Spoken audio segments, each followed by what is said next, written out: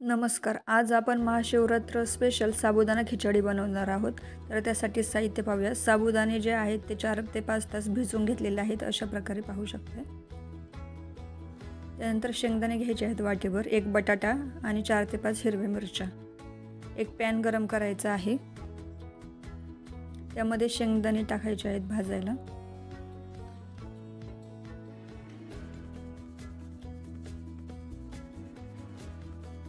शेंगदाणे चांगले खरपूस होतपर्यंत भाजून घ्यायचे आहेत व्यवस्थित.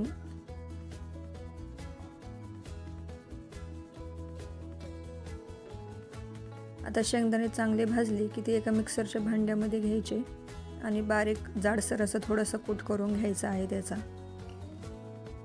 आता इथे 4 ते 5 हिरव्या मिरच्या घेतलेल्या आहेत, त्या कट करून घ्यायच्या आहेत.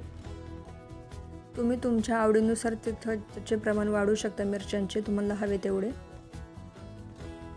मिरच्या अशा प्रकारे आपण कट करून घेतलेल्या आहेत, आता पाहू शकता.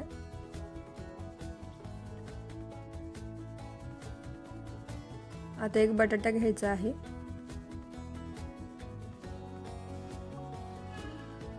त्याचे 3 काप करायचे आहेत उभे.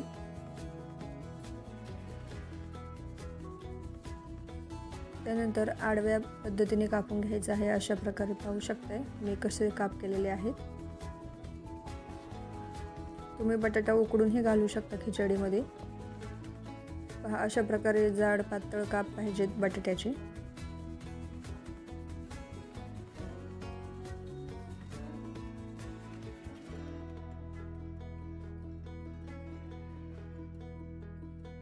आता कढई गरम केली की त्यामध्ये तेल टाकायचे आहे. त्यानंतर हिरव्या मिरच्या ज्या कट केलेल्या होत्या त्या टाकायच्या. त्यानंतर बटाटे टाकायचे आहेत. बटाटे तेलामध्ये चांगले फ्राय करायचे.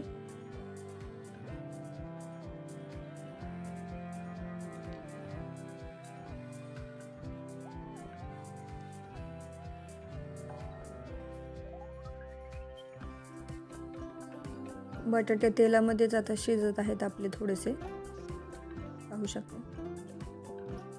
आता बटाटे शिजले की त्यामध्ये साबुदाणा टाकायचा आहे. साबुदाणा 1 मिनिटभर चांगला मध्यम आचेवर परतून घ्यायचा आहे व्यवस्थित.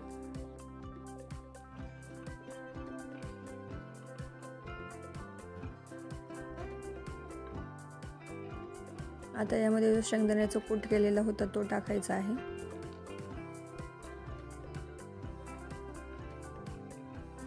सर्व व्यवस्थित एकजीव करून घ्यायचा आहे.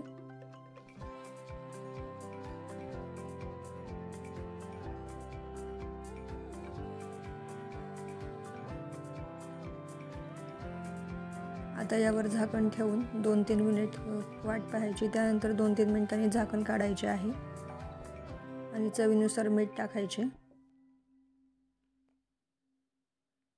आता व्यवस्थित मीठ सगळीकडे पसरून घ्यायचं आहे. परत झाकण ठेवून 2-3 मिनिटं शिजवल्यानंतर परत खिचडी व्यवस्थित हलवून घ्यायची आहे. आपली खिचडी तयार होत आलेली आहे, पाहू शकता. कलर चेंज झालेला आहे.